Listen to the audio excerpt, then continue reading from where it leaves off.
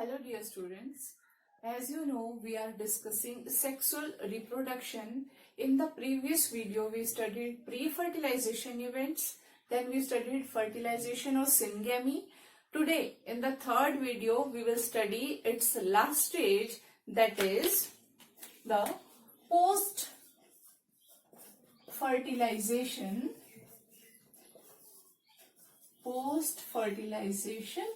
events. Now, the post-fertilization event, what does it mean? Post means बाद में, तो fertilization जब मेल और फीमेल गैमीट जो है वो मिल चुके हैं उसके बाद जो इवेंट होंगे उसको कहेंगे पोस्ट फर्टिलाइजेशन इवेंट्स. तो पोस्ट फर्टिलाइजेशन इवेंट में जो पहली चीज होती है that is zygote formation. Zygote formation. तो जब male gamete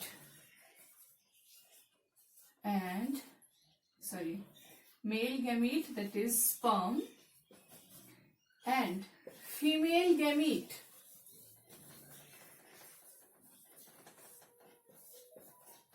that is ova, when these two things meet they form another cell known as zygote. You know, sperm is haploid, ova is also haploid. Now the resultant cell that forms here is diploid in its chromosome number. So this is the zygote formation. This is the first step that comes in the post-fertilization event. Now further क्या होगा? अब इस zygote की further development होगी. जो further development होती है zygote की, इसमें क्या रहेगा? जो zygote है मैक्सिमम ऑर्गेनिज्म के केस में इसमें होता है mitotic division. Mitotic division will occur and embryo formation will be there. And in some organism what happens? There is meiosis. And what is formed here? Haploid spores. तो ऐसा किसके case में होता है? हमारे पास कुछ ऑर्गेनिज्म ऐसे होते हैं. ये वाला जो केस है वो कहाँ होता है? कुछ ऑर्गेनिज्म ऐसे होते हैं जिनकी जो मेन प्लांट बॉडी होती है उनका जो लाइफ साइकिल होता है उसमें वो जो ज्यादा ड्यूरेशन में कैसे रहते हैं? हैप्लॉइड फॉर्म में रहते हैं. For example there are bryophytes, जो उनका जो मेन बॉडी रहता है, लाइफ साइकिल का जो मेन पार्ट रहता है वो एज अ हैप्लॉइड रहता है. जैसे मान लो आपके पास ये है हैप्लॉइड मेल और ये haploid female. Major part life cycle का वो कैसे स्पेंड कर रहे हैं? In this haploid phase. अब उनको रिप्रोड्यूस करना है. जब ये रिप्रोड्यूस करेंगे तब ये क्या करते हैं? जाइगोट बनाते हैं. अब इस जाइगोट में क्या होगा? आगे मियोसिस होगी, हैप्लॉइड स्पोर्स बनेंगे. ये स्पोर अब जर्मिनेट होंगे और आगे चल करके नए हैप्लॉइड प्लांट्स बनाएंगे. इनमें फिर मियोसिस कब होगी? जब फिर से जाइगोट बनेगा और हैप्लॉइड स्पोर जो है वो बनाने होंगे. लेकिन जो हायर ऑर्गेनिज्म होते हैं या मेजोरिटी जाइगोट के बाद मियोसिस हुई, कुछ में जाइगोट बनने से पहले मियोसिस हुई. तो डिपेंड्स अपॉन लाइफ साइकिल कि किस तरह की मियोसिस जो है वो होगी. लेकिन जाइगोट फॉर्मेशन जो है होगा by fertilization of male and female gamete. जो दूसरी प्रोसेस जाइगोट फॉर्मेशन के बाद आएगी दैट इज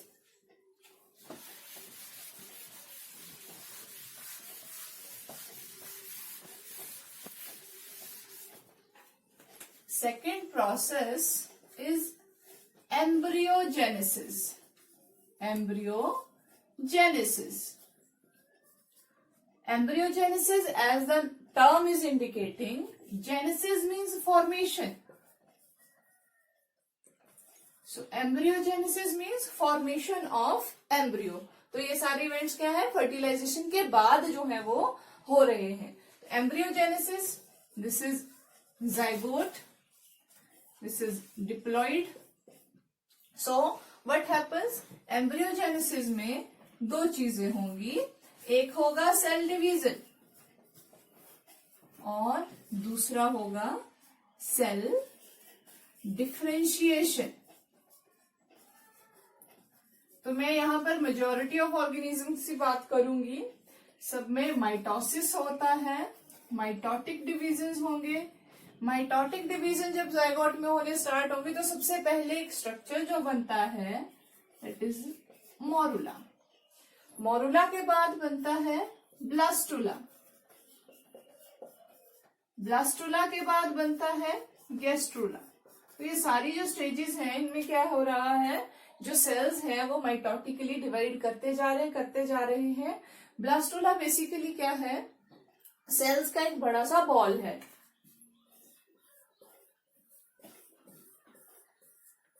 इस तरह से एक बॉल लाइक स्ट्रक्चर बन जाता है सेल्स डिवाइड कर करके। जाइगोट आपको पता होना चाहिए ये एक ही सेल होता है, लेकिन इसके बाद ये एक सेल जो है वो डिवाइड कर करके माइटोटिक डिवीजन से एक सेल का बॉल बन जाता है। अब क्या होता है फर्दर, अब इस बॉल में क्या होगा, जो डिफरेंट ये जो सेल्स बने हैं अभी सारे सेम टाइप के हैं, लेकिन अब दूसरी प्रोसेस आएगी that is the cell differentiation. अब सेल्स जो बने हैं हर एक पर्टिकुलर सेल को उसका अलग रोल जो है असाइन किया जाएगा। डिफरेंशिएशन मीन्स उनको डिफरेंट डिफरेंट रोल्स दिए जाएंगे। सपोज ये जो यहाँ वाला ग्रुप है, सपोज ये जो है आपके हार्ट रूडिमेंट्स बनाएंगे। सपोज यहाँ वाले जो सेल हैं वो ब्लड टिश्यू के लिए हैं। तो इस तरह से अलग अलग सेल्स को अलग अलग तरह के जो आपके पास रोल्स मिल जाएंगे, उस प्रोसेस को बोलते हैं cell differentiation, which is a very important process for organogenesis. तो ये सारी प्रोसेसेस आती हैं एम्ब्रियोजेनेसिस में। तो इसके बाद हम लिख देंगे एम्ब्रियो। अभी हम इस प्रोसेस में जो है ज्यादा डिटेल में नहीं जाएंगे, लेकिन this is the formation of the embryo जो कि फर्टिलाइजेशन के बाद हो रहा है। So this was the case with animals. Now the post-fertilization events in case of plants. So थोड़ा सा आपको इसमें मैं एडिशन करना चाहूंगी। एसेक्सुअल रिप्रोडक्शन में इसी के बराबर जो है एक प्रोसेस होती है ब्लास्टोजेनेसिस। ब्लास्टोजेनेसिस जिस तरह से एम्ब्रियोजेनेसिस में क्या आ रहा है, जाइगोट से एक एम्ब्रियो, एक बॉडी जो है, एक ऑर्गेनिज्म जो है वो बन रहा है, उसी तरह एसेक्सुअल रिप्रोडक्शन में भी क्या होता है, एक बड या फ्रेगमेंट से पूरा इंडिविजुअल जो है वो बन जाता है। इंडिविजुअल इज फॉर्म्ड, और वो कैसे बनता है, बाय माइटोटिक डिविजन्स। तो एसेक्सुअल रिप्रोडक्शन में जो इंडिविजुअल बनने की प्रोसेस है उसको हमने बोला ब्लास्टोजेनेसिस। सेक्सुअल रिप्रोडक्शन में हमने उसको बोला एम्ब्रियोजेनेसिस। तो अब बात करते हैं कि ये जो एम्ब्रियोज हैं इनकी जो डेवलपमेंट है वो किस तरह से हो रही है। तो एम्ब्रियो की जो डेवलपमेंट है, देर आर ऑर्गेनिज्म जिनमें जो है ये डेवलपमेंट है ये एक्सटर्नली होती है एम्ब्रियो की, और कुछ ऑर्गेनिज्म ऐसे हैं जिनमें एम्ब्रियो की जो डेवलपमेंट होती है वो इंटरनली होती है। तो आपके पास दो तरह के ऑर्गेनिज्म आएंगे इस बेसिस पर, ओविपेरस एंड विविपेरस। ओविपेरस जो ऑर्गेनिज्म है उनमें क्या होगा, इंटरनल फर्टिलाइजेशन, बट डेवलपमेंट जो होगी, जो भी आपके पास जाइगोट के आगे फर्दर माइटोटिक डिविजन्स होंगे, एम्ब्रियो बनेगा, वो एक्सटर्नली बनेगा, बाहर बनेगा, लेकिन it is generally enclosed within protective membranes और से shell. Oviparous means animals which lay eggs, and viviparous here fertilization is internal and development is also internal. Zygote, morula, blastula, embryo पूरा का पूरा जो है वो फीमेल की body के अंदर ही बनेगा। तो विविपेरस ऐसे ऑर्गेनिजम्स को बोलते हैं, ऐसे एनिमल्स को बोलते हैं which give birth to live young ones. development is also internal. So oviparous animals which lay eggs and viviparous animals which give birth to live young ones. Means the development is totally internal inside the female body. So this was the embryogenesis and zygote formation in case of animals. Now we will discuss in plants.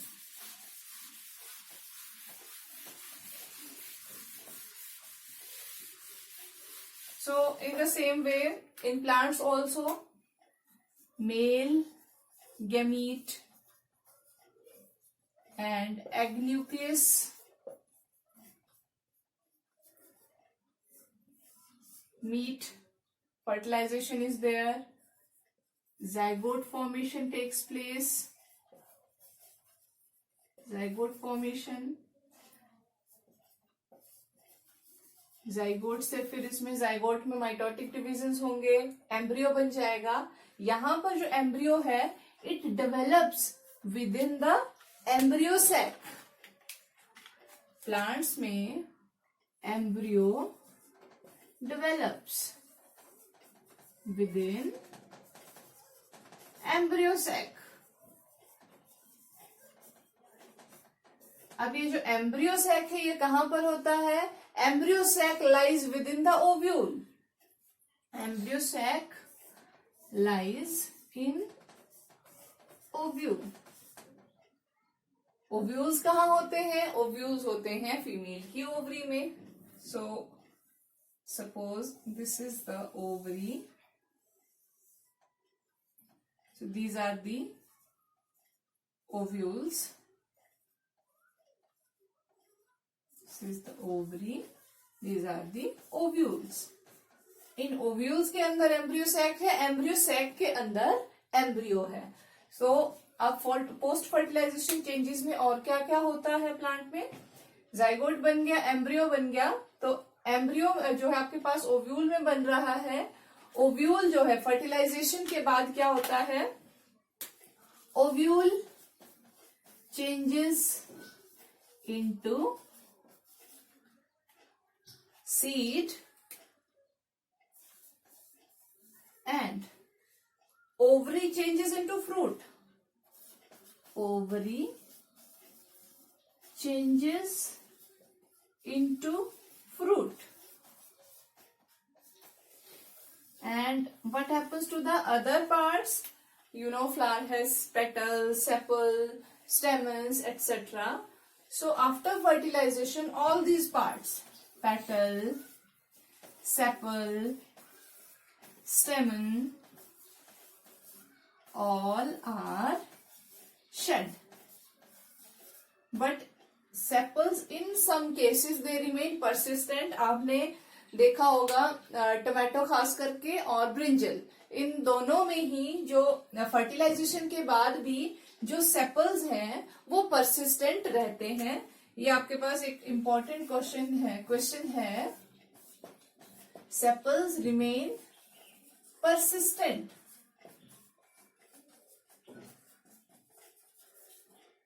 in tomato and in brinjal. बाकी generally जो है ये सारे plants जो ये सारे parts जो है वो फर्टिलाइजेशन के बाद फॉल ऑफ हो जाते हैं. So this was in case of plants, post fertilization event in case of plants. So with this, all the events of the sexual reproduction have been finished.